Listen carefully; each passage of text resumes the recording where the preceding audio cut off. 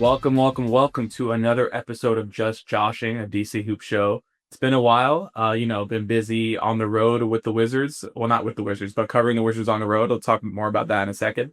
Different work stuff, but we're back with my first repeat guest, Henry Brown from Honest Eye. How you doing, brother?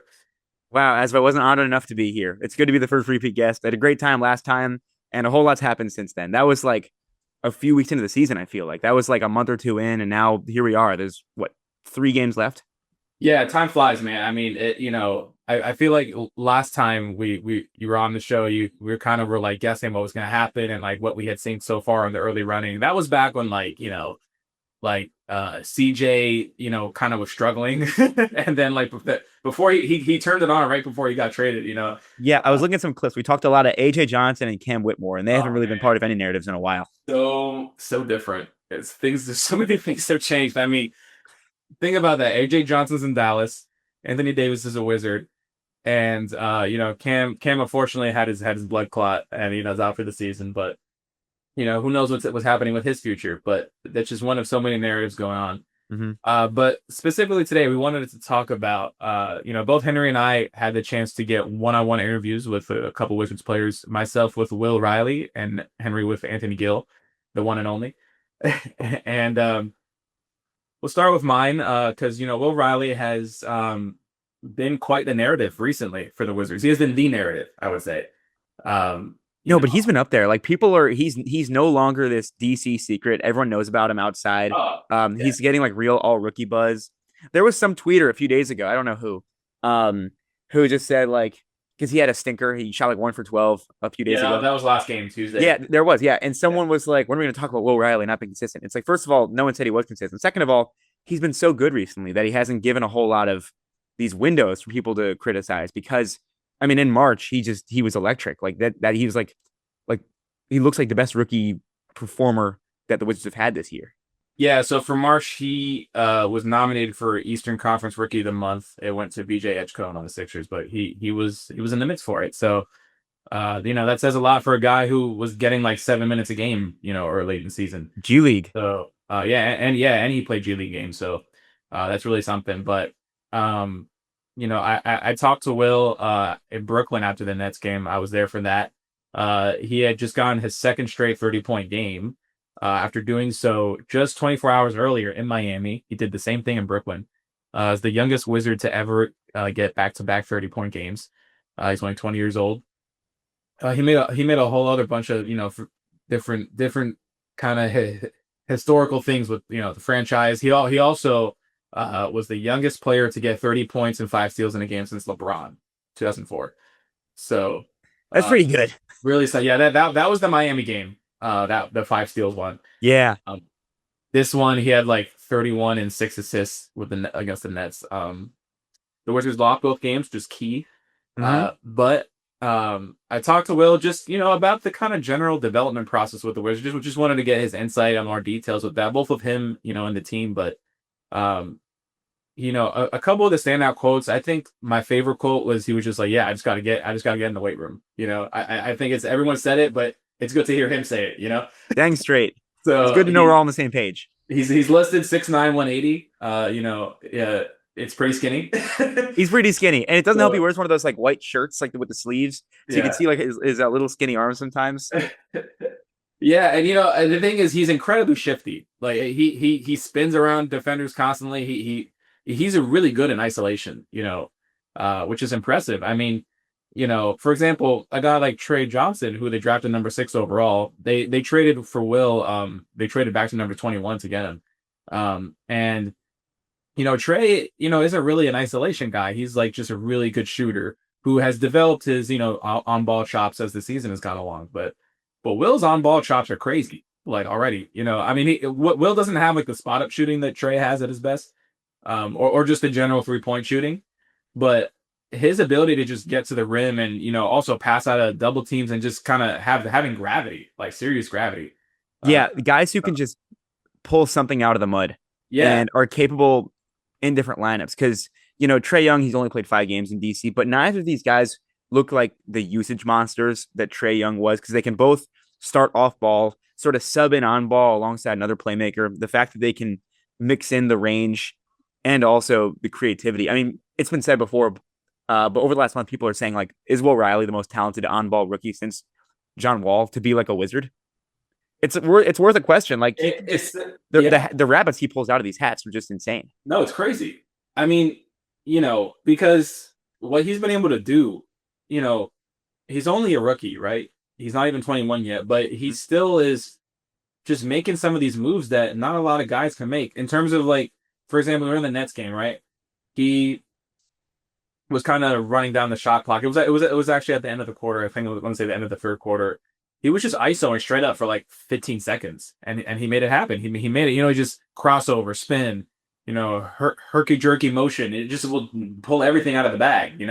Yeah, he's one of the best grenade guys in his own way. And that's not to say he's going to shoot random shots at the end of the shot clock, but if you just give him 8 seconds, he can probably get the best look of anyone on the floor of both sides, especially in these tanking games.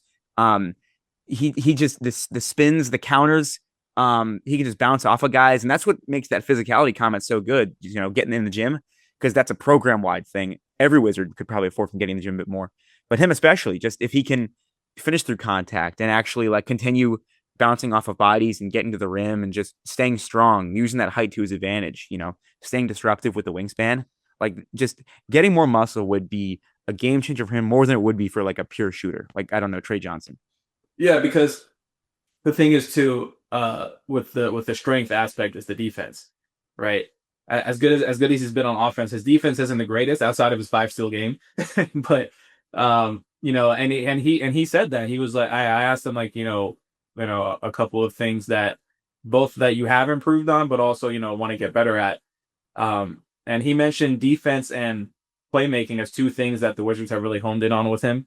And Brian Keefe said the same thing specifically about playmaking before the Nets game. He was like, we actually have been, putting him on the ball, or even running point guard, and we see him as a guy who can actually run offenses one day, and he's shown that just because, again, with his gravity, he draws defenders to him because he creates his own space, and that's so key. And then from there, you can open up either passes or your own shot, because the key is to just create your own space, right? Like now that Trae Young hasn't played in a while, the Wizards have been back to like having to get really creative to sort of get an open look. It's not. You could see it as soon as like next year, where he's just running the bench lineups. He could be the lead on ball guy when some of the starters sit. Not all of them, but I can totally see him just chilling with AD, Keyshawn, and still sort of controlling the possessions and the pace. And the key to that is also defense, just because you are right. He is disruptive as a pass blocker, but pass blocker is like a football term. But he's sort of like the poster boy for the Wizards' general problem of not staying sturdy and bailing out opponents by just fouling shooters. Like, he's sort of caught on his heels every now and then. I don't know if it's an instincts thing or I don't know. Like, sometimes he looks like a deer in headlights. You sort of get that vibe. And I think if he just stands taller and firmer with just more muscle, that'd go a long way. But that's sort of the general concern with the Wizards defense, is they have so many of these guys who can't stay disciplined, I guess. And maybe that comes with reps because they're such a young program. But big thing to watch between seasons, I think, is how Brian Keefe, someone who has told us that he builds his offense based on his defense, how do you get everyone to just play more disciplined? With defense, it's like, he weighs 180. He'll match up on guys like Paul George, for example, who weighs like 220. So it's gonna be easy for him to blow by you if he's 40 pounds heavier because he's just older and has more muscle. So there's only so much you can do with defense in terms of like technique. Like, you bend your knees, stay in front of him, but if a guy's just stronger than you, he can just blow by you, or even just like move you out of the way in the paint, like out muscles you.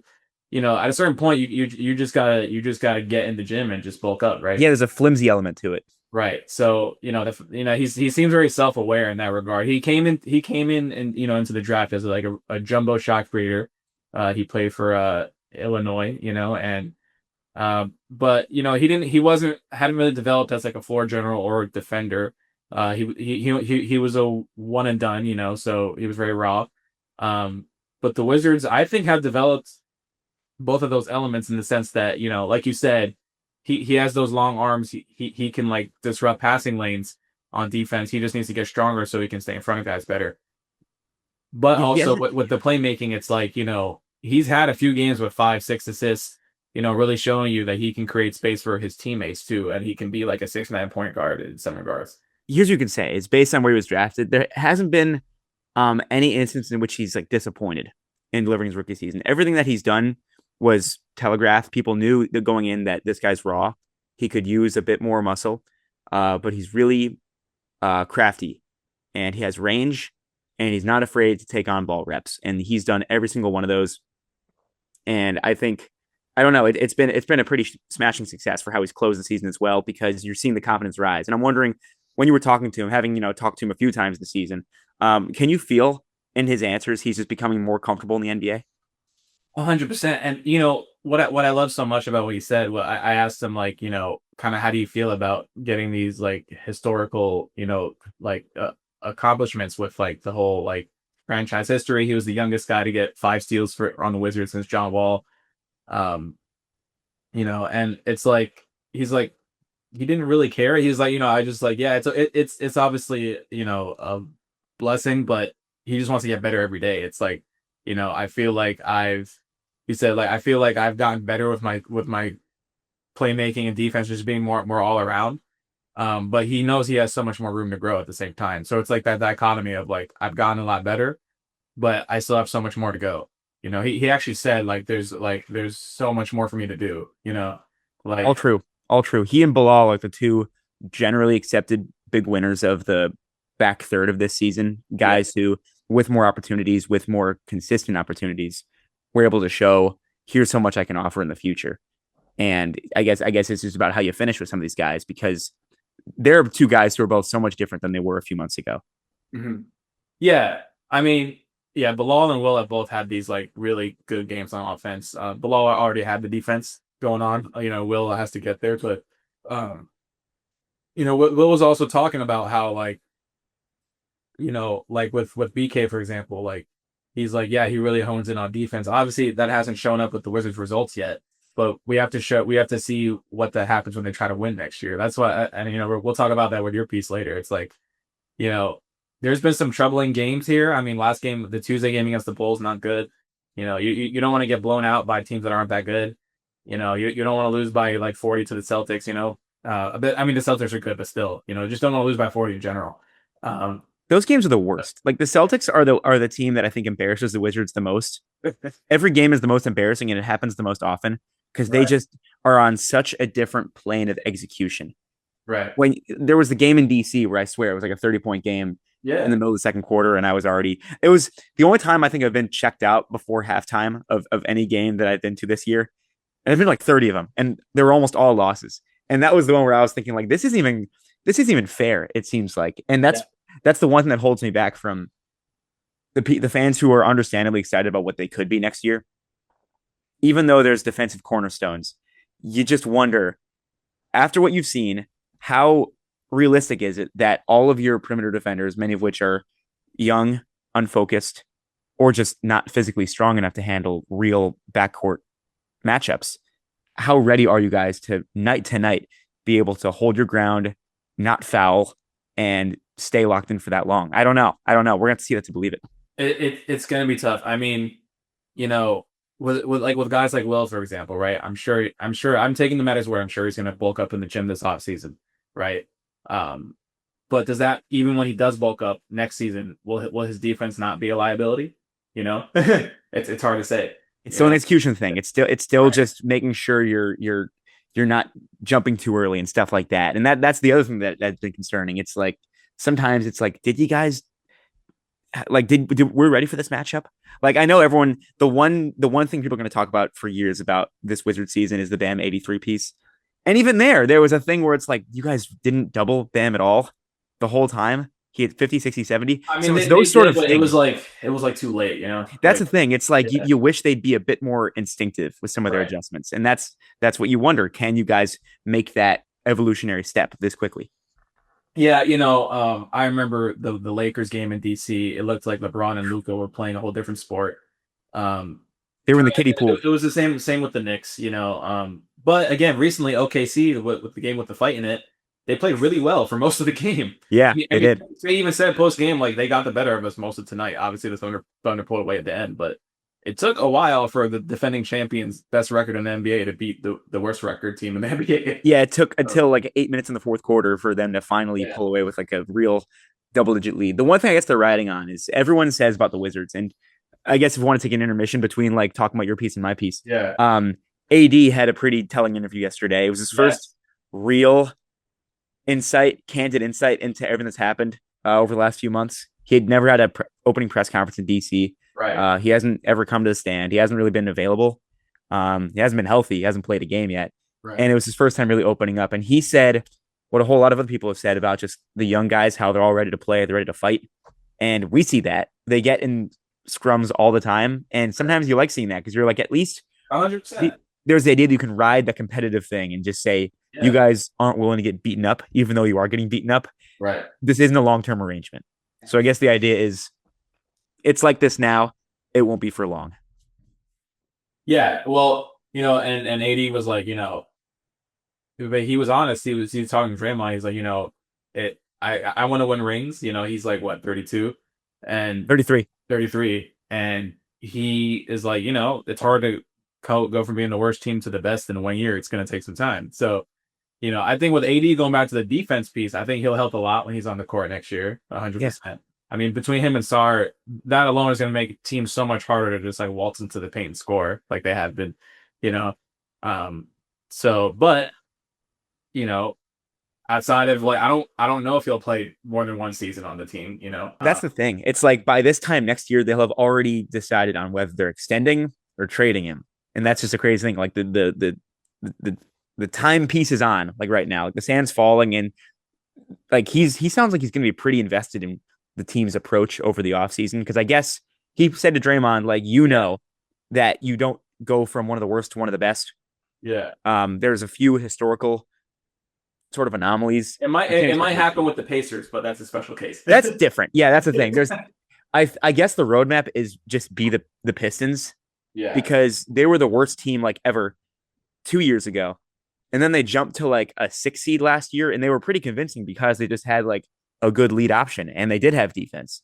And now I think they're still the 1 seed in the East, even though, they've sort of gotten a little weird recently. There's the roadmap. You won't go that quickly from worst to best in one season, but he emphasized baby steps. And I think the Wizards have to be ambitious, but also a little honest with themselves. Yeah. I think the AD trade was just great asset management. It was. Like, I mean, there's a couple of fans out there who are like, oh, I should have kept the OKC pick because we could have gotten another young guy, whatever. I think they have enough young guys personally, especially after they get the next lottery pick. But, we're done with raw guys. We don't want any more projects.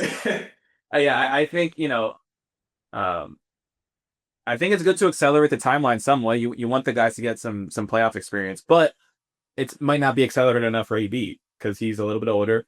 And he doesn't have that much time left, to being one of the best players in the league. Season 15 is up next. Season 15 is up next. Season 15 is a lot. I mean, like Trae Young is like 27. He's got more time. I could see him getting an extension a lot more than AD. In terms of just AD being in the building, helping guys like Sarr, just helping the defense in general, like the players just witnessing a defender of his ilk. I mean, he's one of the best ever at it. That can only mean good things. He's more of a subtle guy than Trae Young, where he's, up off the bench, giving his 2 cents in whenever the refs have a call that goes against the Wizards. He got ejected from a game before he played because he was two on the court. Where AD is sort of he treats it more like he's the godfather and people come to him. Like you see the big guys like Sarr and Vuk. I see both them talking to him or sit next to him during some sequences, and you see them, talking on the bench. You can't really tell what they're saying from our distance. Yeah. But he is available even if the buy-in doesn't seem quite as evident. He needs to still see it to believe it. Yeah, I mean, him and Trae are two different people, obviously, two different situations. Like, yes, like obviously Trae's younger. Trae's like, I need to like kind of reprove myself to the league. Everyone knows I'm a star, but like just to show that I can like win again, because like not it's extra, extra so now because the Hawks are like had kind of taken a jump without him. So it's like, all right, like Trae needs to show that like everyone knows he's talented, but okay, like if I really help this Wizards team, like if I lead them to like, one of their best seasons in a long time next year, that's gonna show that okay, like as long as he's in the right situation, Trae Young is still a guy that can really help you win, just like he did with the Hawks that one year, 2021, I think. I was actually thinking about that. I was thinking yesterday because I wrote another AD thing, and I was thinking like, who has more to gain next year from a good Wizards year, a big step up, a jump to the play-in, or maybe the playoffs if they're lucky enough. Because Trae Young, you're right, could use the reputation rehabilitation a bit more than AD, but AD also doesn't have as many years left as Trae Young potentially does, and proof of life of a contender would just probably mean more to him, even though I think Trae Young has probably more doubters than AD does. Yeah, I mean, with AD, it's just like, can you stay on the court? Like Yeah. it's like there's no one's like debating his like skill. Mhm. Um, with Trae Young, no one debates his skill either, but it's just more so like, can you impact winning on a high Yeah. level? Are you going to have an 80% usage rate, or can we Right. actually keep the ball Um, moving? like AD, he won the ring with the Lakers in the COVID year, and then the Lakers were good with him and LeBron the whole time until the trade happened with Luka. So it wasn't like the Hawks where they were not doing much in recent years. They're the one Eastern Conference Finals appearance. Right. The Lakers were obviously on a higher level. It helps to have LeBron and stuff like that. But still, AD clearly showed like, he was essential to a winning Lakers team, and that's because just one of the best two-way bigs you'll ever see. So, um, but I think with AD, it's just like, it was still such a good move for the Wizards. I personally loved it. I even gave it a higher grade than the Trae Young trade Wow. because not because I think it'll like impact their future more, but because just like the asset management, like, right. Um, Obviously the Wizards didn't give up much for either player, but I think that with the AD trade, it was like you gave up the OKC pick, which will be the end of the first round. Then you gave up like the Golden State pick that was like protected for 2029 or 30. Yeah, no high leverage picks went out. No. And then you gave up like, guys like Chris Middleton and AJ Johnson, so to get something like AD, even if he's just here for a half a year or a year, it's like, dude, that's crazy, because either you don't extend him and you trade him again for whatever happens there, and he helps you, get higher in the standings. Yeah. Get the young guys some more, competitive minutes, you know. I just don't see the downside other than him potentially getting hurt again, which Yeah, is and then you're like, now what?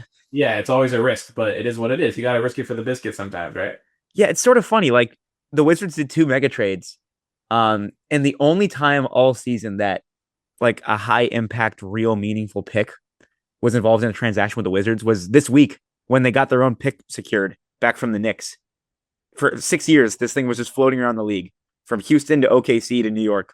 And that's the only time this season that any pick of any true value actually swapped hands. And it was to the Wizards along with the two big names. Yeah.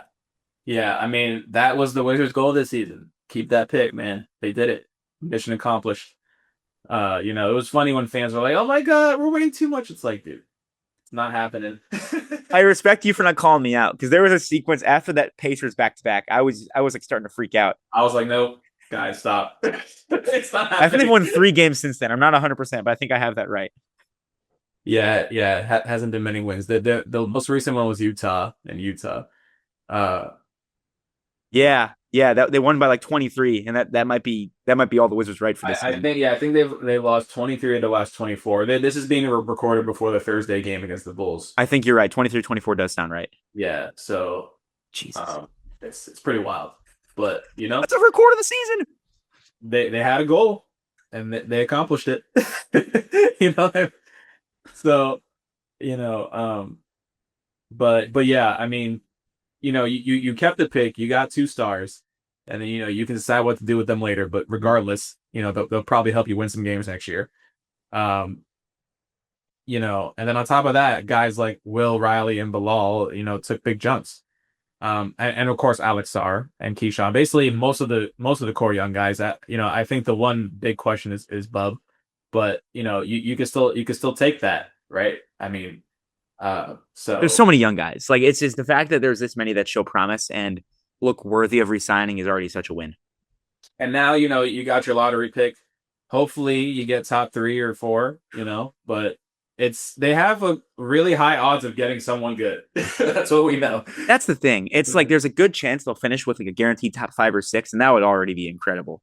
Because Right. I was considering walking away with nothing like a few months ago, and I'll take this over that any day of the week. Well, that never would have happened. I mean, I think I think the front office would have been canned, honestly, if that happened. Or they would have done some other maneuver. They probably would have had to give something up just to trade in.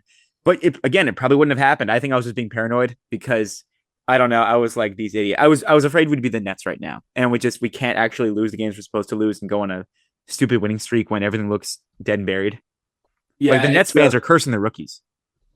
yeah, yeah. No, I'm not a big fan of the Nets outlook. I wasn't a fan since I was there during the draft. I was at Barclays.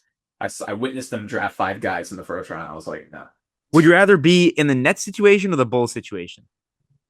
Whew, boy, still Nets because Still Nets. I was like, don't think this one too hard. yeah, still Nets because as much as I don't like what they're doing, first of all, they're still going to get a higher pick than the Bulls most likely, unless something happens with the lottery, But they're in a better position than the Bulls for the draft. And I'm not even convinced the Bulls are going to tank. I think they might just keep doing what they're doing. Dude, the Bulls are the Bulls. Except instead of chasing 40 wins, they're chasing 30 now. Well, the thing is that they just fired the front office and everything. They still have Billy Dyer, which is weird. And then but the Nets have like a cohesive like organization. I just like don't really agree with what they do a lot, but the Bulls are not cohesive. Like I don't know what they're doing. I know that the Nets like want to tank and develop rookies. They just have tanked a little bit less aggressively than the Wizards, like a little. Yeah, But they just have to stick to their guns and yeah. don't let Jalen Wilson and Ben Saraf just pull the victory from the jaws of defeat in April. Yeah, but yeah, yeah, like if the Nets get AJ DeBonce or Darren Peterson, that's going to improve their outlook, So we got to see for the draft too, but yeah, the Bulls, it's like, dude, if they don't get a good pick, it's like, what are you doing, man? Like, yeah, right. Like I'm good. I wish you the So, best. hey, you got Josh Giddey, so. Oh, yeah. That's so fire. Okay, we're back after a brief break. The Zoom cut out and Henry had to get changed, but we're back. So Henry, why don't you explain your I'm terribly sorry for the horribly blaring continuity error now. We spent too much time talking about other awful teams and I forgot I have a job, like another job. And I gotta actually get changed for that now.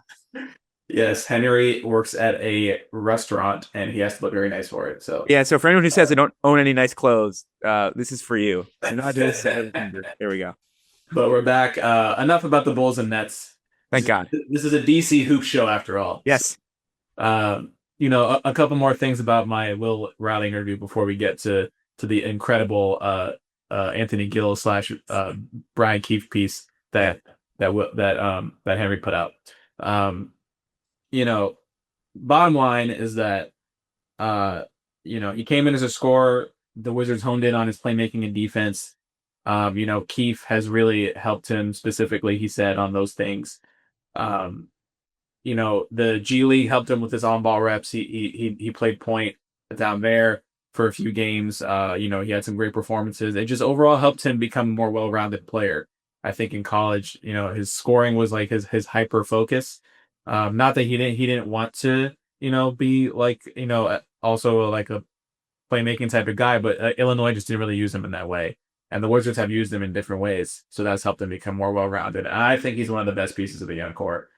Yeah, and in a weird way, the favor Illinois did for him was he was off the bench for like the majority of his freshman year. He was the Big Ten Sixth Man of the Year. Exactly, and Big Ten Freshman of the Year. And just the idea that he could also mix in these reps with different lineups, I think has gone a long way in helping him, learn how to find ways to be valuable and use a variety of different lineups and helping him find his stride, not just the obvious starters. And the G League's also helpful for this specific brand of guy who might just need to see the ball go through the hoop and need to learn how to score against pros. He's not like some guy who's going to play defense and, just shoot threes if he catches the ball. Like he's actually, he needs to get comfy, being a lead option, having eyes on him, and being the top of scouting reports. So I think that did go a long way in a way that some G League guys will just see it as a prison sentence, but it is a development thing if you actually use it in a way that is, I don't know, continuous with your regular season, your full pro lineup. That's what the Wizards have continuity between the G League and the big league team, and this is one of the many ways you see it. Yeah, I mean, like he got his point guard reps in the G, and now he's helping. He's doing the same thing, not the same thing, but he's doing some of that. And then pretty similar thing. 30 pieces in the G and now 30 pieces in the NBA. Right. I mean, yeah, the scoring, but also like the passing, right? Kind of running the offense in certain sets and actually helping guys get looks and get assists off it. So, so bottom line, Will Riley, very exciting. Another feather in the cap of Will Dawkins, kind of similar to Keyshawn George. Finding guys outside the lottery and trades and helping them develop into core pieces of the team going forward. And that was something that they had to be creative about. They basically turned Marcus Smart into Will Riley, right? So yeah, that was what a trade that was. And also, you are right. Keyshawn was also not just outside the lottery, but the Wizards didn't own the rights to Keyshawn's pick or Will Riley's pick going into draft night, because they did in trading Daniel Gafford to the Mavericks a few years ago, they got a late first round pick, but that pick became Pacome Dadier for the Knicks. They traded for Keyshawn George on draft night. Right. And Will Riley, same thing, where you knew that, they had pick 18, I think. Yep. And that became Walt Clayton. And then, the Wizards also got Watkins in that deal as well. So 2 for 1. Yeah, Jameer is another great pick, but we'll save him for another day. Yeah. Summer's going to be long. We'll have a whole lot to talk about. Yeah. Well, let's get to your piece about Anthony Gill. What I liked about it was how you kind of interweaved it with the whole Brian Keefe situation. How, some people think he's on the hot seat. You don't seem to think so.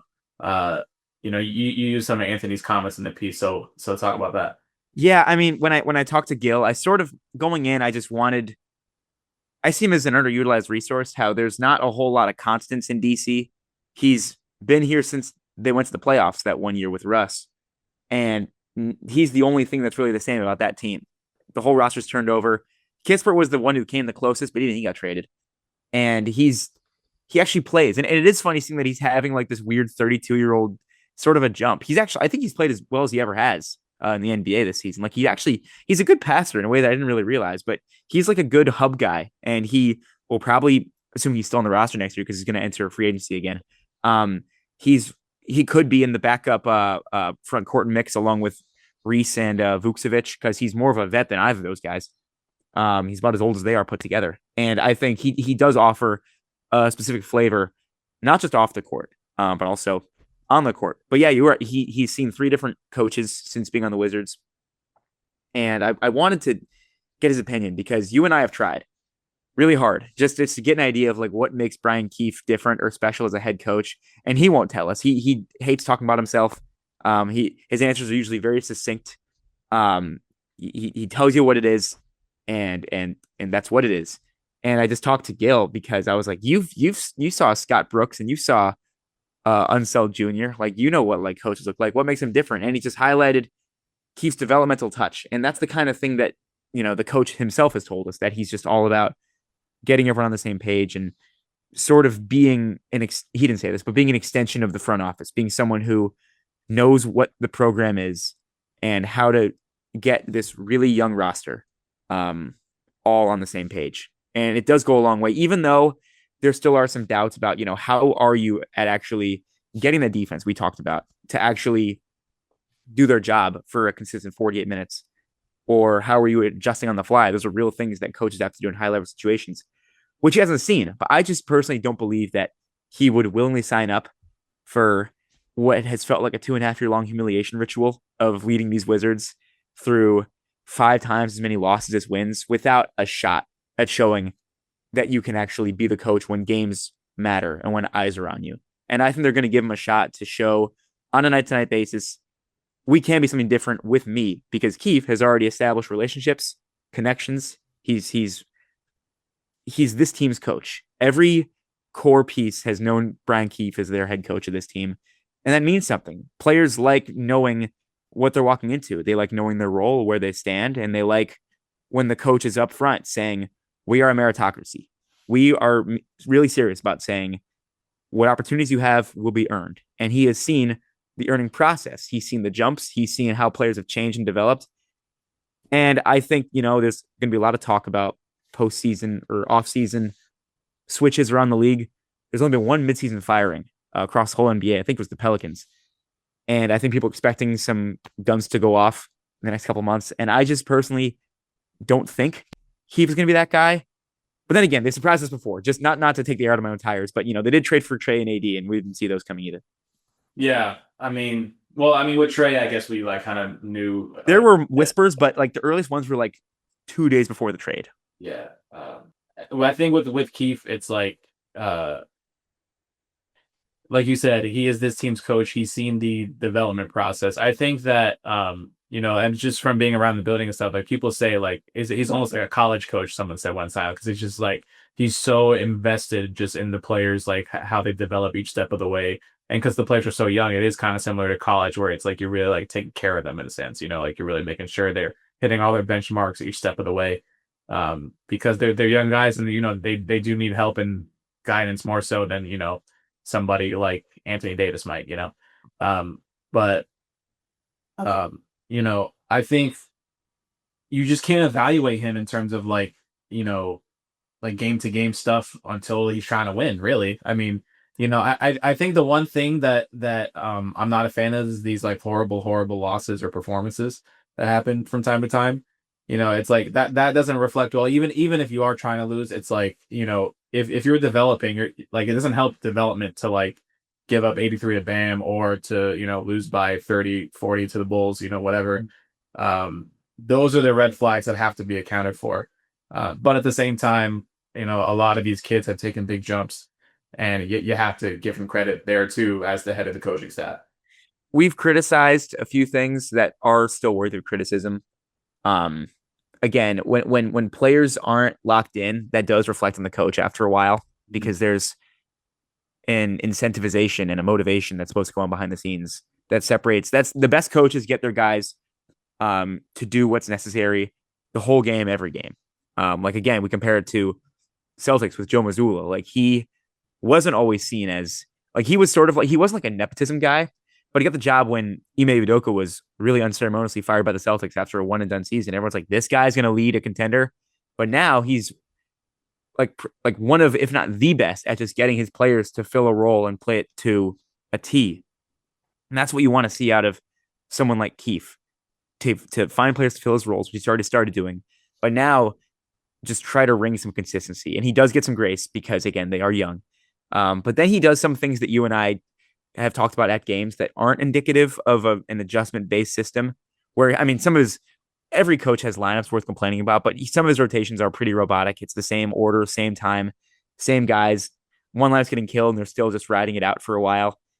But this is hard to gauge, because you're like, how serious are they about winning this season? Not that serious. So no one knows what they're looking at or what they're talking about or what anything means right now. We're just trying our best. But you are right. There's red flags that need to be pulled back down before you're convinced that this is an operation that can just turn the winning switch on like that. Yeah, I think, in terms of the development with the young guys, it's like, getting someone, switching the head coach in the offseason, it would be a risk from that standpoint, just because it's like, all right, well, you want continuity in their system, like if you having that big of a change, it's not, yeah, it could work, but, it could be disruptive too. So, I think that in terms of Keefe, it seems that, you can't fully evaluate the guy until, see how he does with a competitive roster next season. And, but again, going back to your piece with Gill, like Gill seems impressed with the whole Wizards operation in terms of, their development process from top to bottom. Of course, he's not going to be too critical in an interview, but still, and he's Yeah. the nicest guy ever. I wasn't expecting anything scandalous, Yeah. but I did want insight as someone who has just been sort of a fly on the wall. I told him this. He's not like some just past their heyday guy who's hanging around. Like he's not like Garrett Temple's one of those guys who's just a great dude, great locker room guy. He doesn't really play NBA basketball anymore. He's just sort of like a personality hire. Gill actually does have like value beyond just being a nice uncle to talk to. And I don't know, like I found it valuable when I wanted to know his buy-in. And I was asking him, like, this didn't make it into the story, but I asked him, like, when you see guys like Trey Johnson or Will Riley are drafted, and like, how did, like, when you see that, are you like, it's my day off, I'll figure that later? Or do you actually get on the scouting? He was like, I want to learn everything I can about these guys. He is really open about a locker room like the Wizards, which has had a whole lot of people come and go this season, 26 to be exact. And he is on top of making sure that he's accessible and helpful. New guys come in, he's the vet. Everyone knows that. He's available to talk to. He's good in the transitioning process between all the guys going from the G to the NBA. And he's just set on being a cog in the machine. And these guys are bought in. Like within a week of each other, hearing that, and also AD saying he's also wants to know their mission and he wants to know like what moves they're making and when and why. You like seeing that players are actually not just interested in the motives behind the franchise, but also have a lot to gain from it. They know it. We know it. You want to be on a winning team. Gill hasn't seen winning in 5 years. Even when they made the playoffs, they didn't win 50% of their games. It's like after a while, these guys, you want to see a change, and they've preached patience at every turn. So I have reason to believe, based on what you and I have heard, that they're not just going to say, all right, time to be serious and just cut the coach's head off. Yeah. I mean, it'd be surprising, to see Keefe like for kind of kicked out the door, before he has a chance to show what he can do. It's kind of like next season's kind of like sticking the landing, where it's like, all right, we've been building up to this point. We can actually make the playoffs next year. Let's see if the guy who's developed our young guys can do that, and we'll see how that goes. But if there was some guy that's like some can't miss hire that popped up in the offseason, obviously we just saw Mike Malone go to UNC. So, that's someone off the board. But, if there was some can't miss guy they wanted, then fair enough. But, it doesn't seem like, to me, it says someone in the business also told me he heard that, that the Wiz don't have an intention of letting Keith go yet. So it's just, to me, it just seems like, I don't know. It's just kind of the continuity process is going to keep going, as far as we know, and that's that. But it's cool that AG was giving you insight. It just as someone who's been around the longest in terms of a player on the roster. He's seen the previous admins. Now he's with this one, and it's cool that he's like so invested in learning about guys like Trey and Will. I mean, it's just some people throw it around on Twitter. Um, like I heard someone reference Johnny Davis a few days ago, and people just sort of use that name as like the poster boy for the modern 2020s bust, about as egregious as it's gotten over the last 5 or 6 years.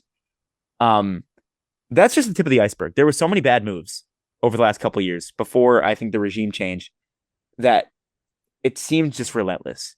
I just could not believe how many strange choices were going on here. And I have like these guys sat through this and just had to eat it and live on the rosters that were cultivated by these executives. And it's just really refreshing to see not only patience, but like vision and now the beginnings of execution. Like Gil has seen some stuff. I like even the 2021 roster, which was fun. There was still like guys in that rotation, I think, off the dome. Like Robin Lopez was still like getting a lot of run. Alex Len was third string and actually like in the rotation. Howell Neto was pretty used next season. Like Tomas Satoransky came back a second time. The draft picks were just, there was no consistency. Like they draft a project in Denny. The next year they draft like a ready-made role player in Kispert. And then God knows what happened with Johnny Davis. I don't know. It's nice to see a message that you get to see on the court, and also the players seem to understand. Everyone seems like they get it right now. Yeah, I mean, you know, I think, you look at the big picture. and it looks solid. Like in terms of like they have a young core that is full of nice pieces. They could get their star young guy this offseason in the draft. You got two vet stars. Um, you know, and Keith has played a role in that success. He's also played a role, like we said, in there some of the really embarrassing losses. Even going back to last season with the 60-point loss to the Pacers, there's just some things where it's like, hey, like we can't have these things be happening. So, you wonder, are they just going to erase all of that bad mojo from those games into next season? Is that never going to happen again, or are you going to see some of that bad stuff pop back up when you're actually trying to win? Right. It's up to coaching. It's up to coaching. Like we talked off over text about this, like the Jenkins rumors. There's not a whole lot of real legs to those, but when someone's saying, why would they go to DC when there's other places they could go? It's like DC is actually a better location than a lot of the other 9 or 10 teams that are also at the bottom. At least there's some upward trajectory, even if the numbers on the record don't show it. Yeah, like, there's nowhere to go but up, and the arrow is clearly pointing up. Like they're not going to be this bad again for a long time. I'm pretty confident saying that. Looking forward to it. This past 2 months of tanking is as bad as it ever got. It never got this bad in other seasons because the rosters never really had any hope. Right. And I will not miss. There's 10 guys in today's injury report. Like I won't miss that.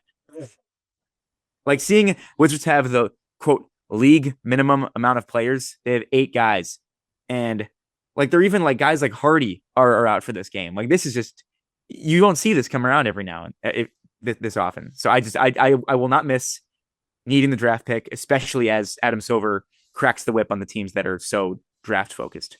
Oh yeah, they're definitely getting the last shot brought in on, as they say. Yeah, especially with the draft drawing up next year. Right. It's the league is cracking down, and the Wizards are like, hey, we got lucky, right? It's like they're doing one last big tank before things might change, and that's that, So and this is obviously was a great year to do it with guys like DeBonza and Peterson and Boozer up there. So, but overall, last thoughts, between either Will Riley, Anthony Gill, Brian Keefe, anything else on your mind that we didn't get to? I'm not trying to be biased, but I hope Gill's on the roster next year. Like there's real value for a guy like that. You need guys who've actually seen some stuff. Yeah. Guys who can, I don't know, help the young guy, because all of the young core is going to need their own little jumps in role and how seriously they're taking their jobs next year when there is more incentive to win and there's more of a chance to win. You're going to need guys who can help, the SARs and the Keyshawn's just make sure that they're actually meeting the moment and doing what they need to do. And also, who wouldn't say no to another backup big guy? Yeah, I mean, AG is like, for the fact that he's the only one that's been around that long and has seen so much change, it's like he has insight that no one else would have on the roster, like you see Mitch with Russ. That's just so crazy. Right. I mean, and for him to like really say like I'm invested in guys like Trey Johnson and stuff that he pours into them, and I remember Trey told you in a press conference a while ago that the AG would be like, the one that drives guys home even though he lives the furthest, like just stuff like that. It's like that stuff matters, and AG can actually like play minutes too if he like needs to. That's the thing. It's not like he's a gimmick hire. Right. Right. Like he's been obviously a big role in the tanking run with as a player, and like he can actually put respectable minutes. He can play some defense. He's a strong guy, so he's played 50 games this season. Yeah, that's solid. I mean, he's not gonna like make an all-star team, but he's like he can give you minutes and help you in a pinch, especially on defense. So,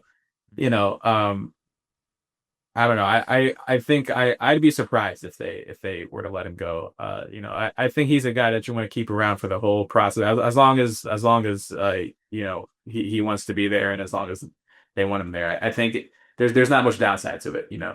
I agree. That's where my mind's going to be, because last summer, he was like briefly cut and then brought back. Right. So I wouldn't be surprised if that sort of thing happened again. Yeah, those are just like kind of roster moves. Play the numbers game. Yeah, but. Especially, you talk about people who deserve to see winning. I mean, he deserves it. So it's been tough sledding. You want to see these guys finally taste some successful air after a while. One last thing. What is your record prediction / will they make the playoffs for next year? I'm gonna say 40 wins. It's a little lower than some other people are saying, slightly one game below 500, but I don't know. Like things happen over a season. AD will either be there the whole season, and I don't want to bet on his playing a million games, or he'll be traded for other stuff because maybe the Wizards are like, we took this too fast. We need more resources. And there's so many mouths to feed with all the young guys. It's going to take some time to thin out what the real rotation is and how everyone fits. And these aren't supposed to be easy. Like jumping up into from 17 wins, like that's, I don't expect them to be a 50-win team like some people are saying. So I'm thinking there'll be a play-in team. And why not? Let's say they crack a top 8 seed. Let's say they make a first round series. Why not? Let's be optimistic. What do you think? I agree with you. I think they'll probably be the 7th seed. That's my guess. They'll probably win like 42 games, maybe a little bit more than what you said. But yeah, I think that they can definitely, come out of the play-in, with AD or without AD. I think that I mean, I think AD is needed to get to the 7th seed, but I think like, in terms of like winning the play-in and making the playoffs, I think it can happen either way. I think that they'll have enough juice on the roster. They'll have some depth for sure. And especially with the new rookie coming in, it's obviously going to change things. So I'm curious. There's only one guy in their core who has shown any sign that he can play a full season. It's Trae Young. He's not even one of the young guys, but like Bub plays every game. Credit to him. But Sar and Keyshawn both ran out of gas halfway through the season. Bilal has been good in the second half of the season, but hasn't ever really played a fully healthy season. And Trey Johnson too. Like I just one of those guys who I think I have to see it to believe it, to see that you guys really can put together 5 months of mildly competitive basketball. I think what we won't see is like we won't see as much of the embarrassing L's and No, and just with the rotations, like we're just gonna see more like I don't know, sensical rotations. Like it's just like just in terms of like because now like they're not trying to win, so it's like they'll put 8-man rotation and then like no Jaden Hardy like you were saying, but now you'll see like cohesive we're trying to win rotations. So, yeah, Juju Reese probably won't average 15 boards a game no. for a full season or whatever he's got right now. No, yeah. I mean, you're going to see a lot of AD and SAR minutes. You're going to see Trae Young minutes, the main guys, like, and the rookie. So yeah. But overall, things are looking up. I'll say that. I think the end of this season represents, sort of an ending in a crazy time in Wizards history. And then they're going to be ready to rise the ranks, but it's exciting.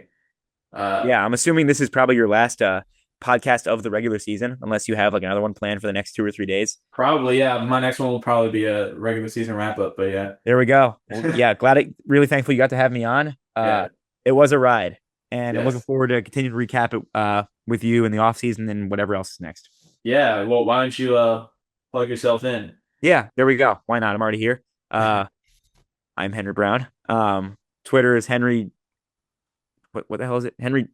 What is my Twitter? I keep having to change my handle. But I write for on SI. You can find me there. There's my Gill piece, Henry JBR_sports. By the way, that's where I'm at right now.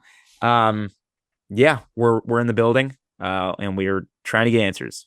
So yes, sir. Appreciate it for anyone for listening to us. Yes, of course, as always. All right, well, thank you, Henry, and see you guys next time. Sayonara.